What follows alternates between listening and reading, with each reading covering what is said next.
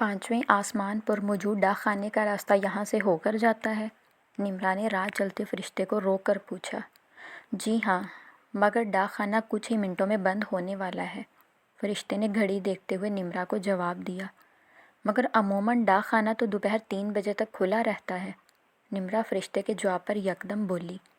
جی ہاں، مگر معاملات جمعہ کے روز کچھ اور ہوتے ہیں محترمہ، فرشتہ لمبی سانس بھرتے ہوئے جواباً بولا۔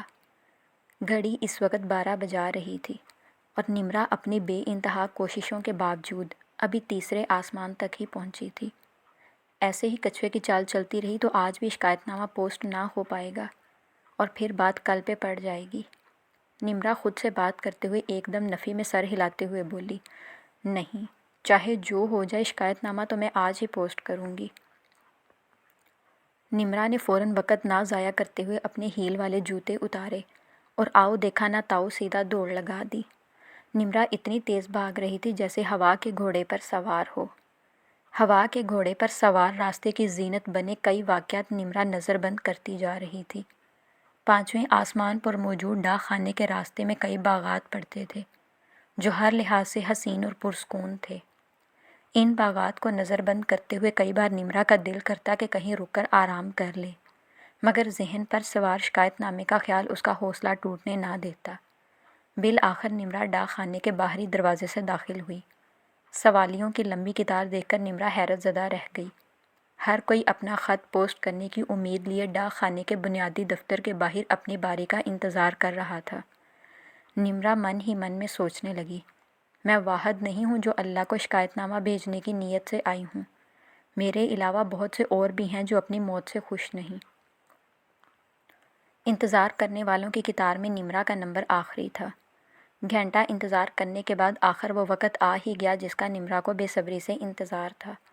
جیسے ہی نمرا ڈاک خانے کے بنیادی دفتر میں داخل ہوئی تو اس کی نظر اس فرشتے پر پڑی جو اللہ کے نام لکھے خطوط پوسٹ کرنے کا کام سر انجام دیتا تھا۔ وہ فرشتہ بہت جلدی میں تھا۔ اس نے نمرا کو خوش آمدید کہے بغیر ہی اپنے کاؤنٹر پر بند کا بورڈ لگا دیا۔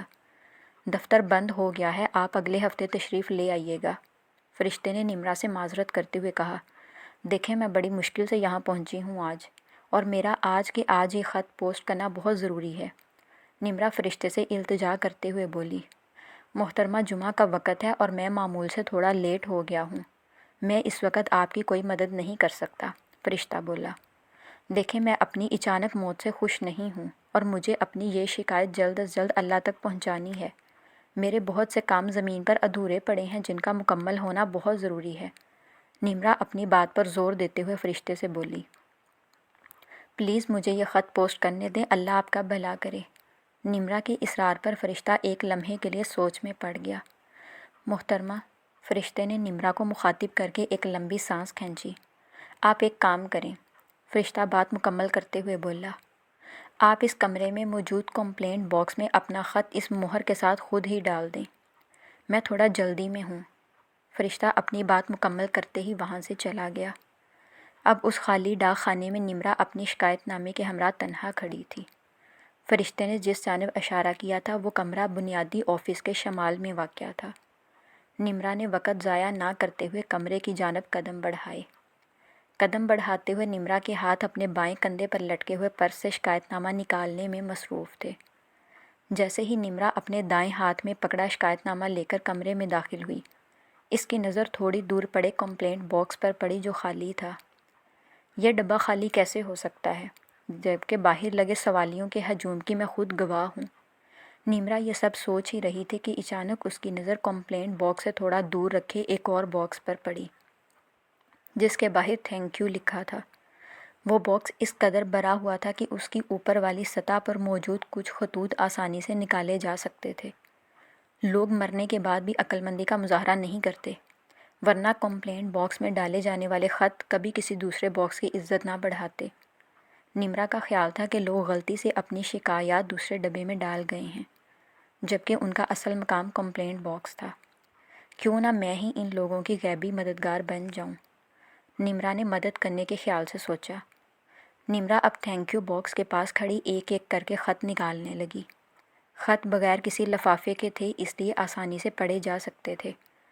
اور یہی وجہ تھی کہ نمرا نہ چاہتے ہوئے بھی خطوط پڑھنے لگی۔ پہلا خط جو نمرا نے پڑھا وہ ایک بوڑھے آدمی کا تھا جس کے 2 بیٹے تھے۔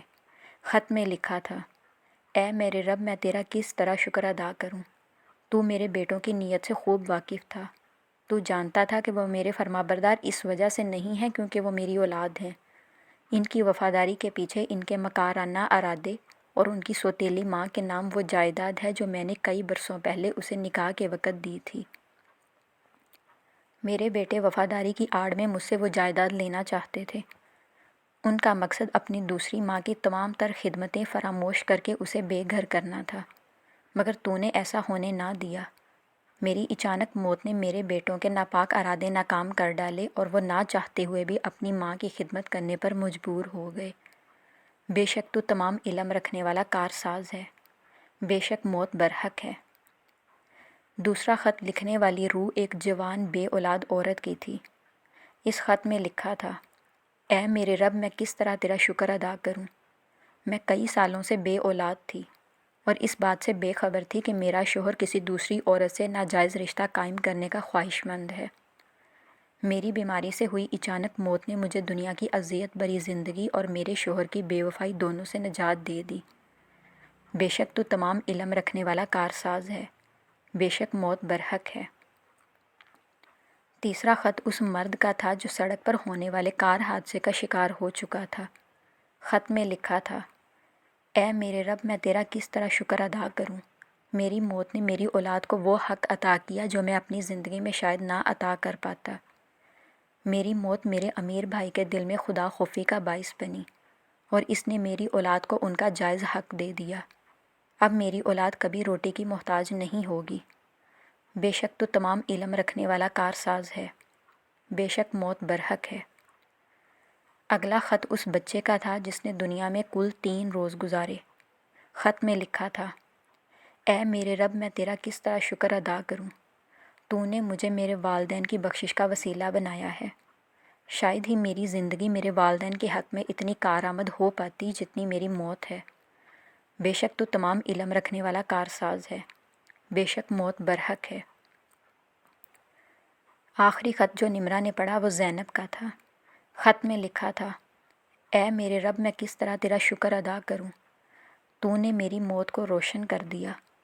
اے میرے رب، میں شکر گزار ہوں کہ تو نے مجھے دنیا کی عدالت کا محتاج نہ رکھا۔ دنیا کی عدالتیں پامال عزتوں کا انصاف کرنے میں ہمیشہ ناکام رہی ہیں۔ میری عزت تو نے ہمیشہ کے لیے محفوظ کر لی۔ میں شکر گزار ہوں تیری عطا کردہ جنت کی۔ بے شک تو تمام علم رکھنے والا کارساز ہے، بے شک موت برحق ہے۔ جیسے ہی نمرا نے رب کے نام زینب کا خط پڑھا، اسے اپنا وجود اپنے ہاتھ میں موجود شکایت نامہ جیسا چھوٹا محسوس ہونے لگا۔